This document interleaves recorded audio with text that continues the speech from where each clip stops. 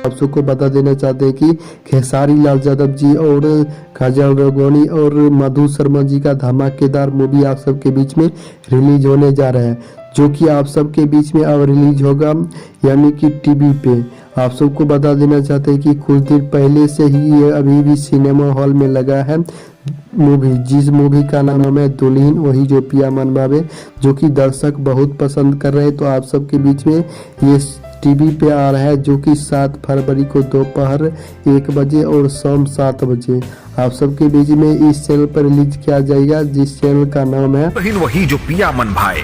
7 फरवरी दोपहर 1 बजे और शाम 7 बजे सिर्फ फिल्मी चैनल फिल्मची पर। तो आप सब कितने एक्साइटेड है खेसारी लाल यादव जी का ये मूवी देखने के लिए हमें कमेंट में बताइएगा।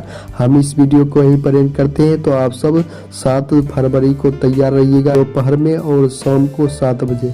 फिर मिलते हैं आप सबसे नए वीडियो में नए अपडेट के साथ। चैनल को सब्सक्राइब करके बेल आइकन को दबा लिए ताकि खेसारी लाल यादव जी से जुड़ा इन्फॉर्मेशन अपडेट मिलता रहेगा। तब तक के लिए जय हिंद जय भोजपुरी।